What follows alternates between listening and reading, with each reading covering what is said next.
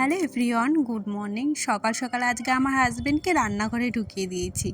কারণ হলো মেয়ের আজকে টিফিন আমার টাইম ছিল না রেডি করার। আমি বলেছি ক্যামেরা ফিট করে দিচ্ছি, তুমি রেডি করো।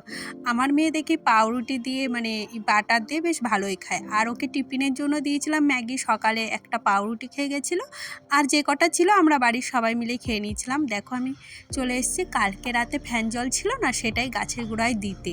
আর কি বলো তো, এই ফ্যান জলটা আমি ফেলে দিই না, সকালবেলা হলে গাছগুলোই দিয়ে দিই। শুনেছি বাসি ফ্যান গাছের জন্য ভালো হয়, তার জন্য এই যে গাছে দিয়ে দিলাম। আর নিচে এসেছি জামা কাপড় ছেড়ে এই যে মাছ কাটতে বসেছি। প্রতিদিন না চেষ্টা করি জামা কাপড় ছাড়ার আগে মাছটা কেটে নেওয়া।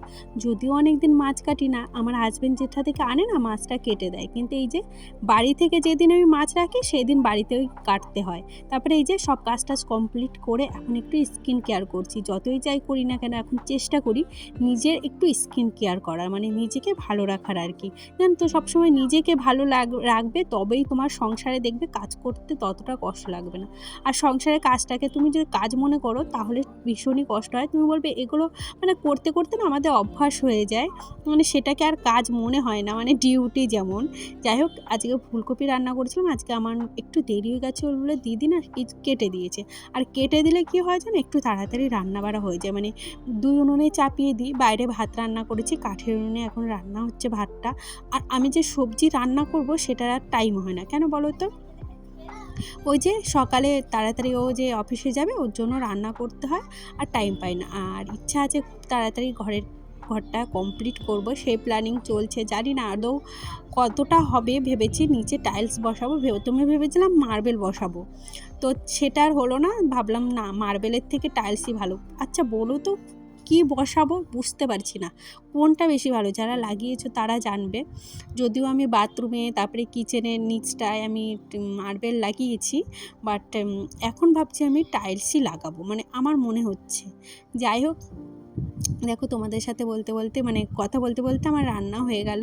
আর আজকে না পালং শাকের ঘ্যাটটা একদম শুকনো শুকনো করে রান্না করেছি। তারপরে আনিশাকে স্কুলে আনতে গিয়েছিলাম। এখন মোটামুটি বাজে ওই 11টা, 11:30। ওকে এনে খাইয়েছি, তারপরে এই ফলগুলো গুছিয়ে রাখলাম। এর মধ্যে ওই যে দেখলে না, আতাটা আনিশা খাবে সেটাই বলল। আর তারপরে এই যে বিছানাটা না, এই ঘরে শুই না, তবুও এদিক ওদিক করা হয় মাঝে সাঝে, তার জন্য এই যে গুছিয়ে রাখলাম। আর সকাল থেকে টাইম পাইনি যে এই ঘরের জানলাটা খুলবো। সকাল থেকে না এতটা ব্যস্ত থাকি এখন। তারপরে এই যে জামাটা চেঞ্জ করে নিয়েছি, আর এখন একটু ঘরটা মুছে ফেলবো। আর বৃহস্পতিবার জানো তো, বৃহস্পতিবার এলে আমার পুজো দিতে ভীষণ ভালো লাগে, কিন্তু ভাবি কি 12টার ভিতর পুজো দেবো, কিন্তু ওই ভাগ্যে জোটে না। আমার সেই বেলাই হয়ে যায় পুজো দিতে, যতই চেষ্টা করি না কেন তাড়াতাড়ি পুজো দেবো। ওই কার সাথে সাথে সেই 2টো 2:30 কী করে যে টাইমটা চলে যায় নিজেও জানি না।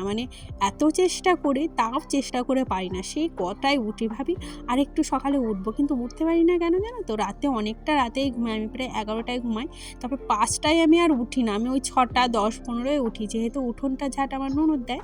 আনিশাকে উঠানো। আরে আজকে এই যে আমি ভয়েস দিচ্ছি, আমার মেয়ে পাশ থেকে এত চেঁচাচ্ছে না, চেঁচানোর আওয়াজগুলো যেতে পারে। যাই হোক, ওকে নিয়ে এসেছি ছাদে, আর এখন ভিডিও পোস্ট করবো এখনই, আমি ভয়েসটা দিচ্ছি। আর যাই হোক, এইদিকে দেখো বৃহস্পতিবার আমি এই যে পুজোর থালা বাসন আজকে একজনকে দিয়ে মাজিয়েছিলাম। তারপরে এই যে পুজো সেরে ফেলেছি। আর কি বলো তো, যত তাড়াতাড়ি পারি। আমার কুর্তিগুলো না অনেকদিনই পরছি, তার জন্য ভাবছিলাম কিন্তু 2-3টে বলেছিল একসাথে, আমি বললাম না থাক, একটাই নিয়ে এসো। আমার না খুব চয়েস না হলে নিই না, তো ও এটা চয়েস করে এনে দিয়েছে, বেশ ভালোই লেগেছে। তবে কালারটা আমার ভীষণ পছন্দ হয়েছে। আমি না লাল হলুদ একটু অ্যাভয়েড করে চলি, আমার একটু অন্য অন্য কালারগুলো বেশি পছন্দ। যাই হোক, কুর্তিটা কেমন হয়েছে প্লিজ জানিও। আর ভিডিওটা আমি এখানে এন্ড করছি। যদি ভিডিওটি কারো কোথাও একটু ভালো লেগে থাকে তাহলে প্লিজ একটু লাইক কমেন্ট করো, পাশে থাকো। টাটা।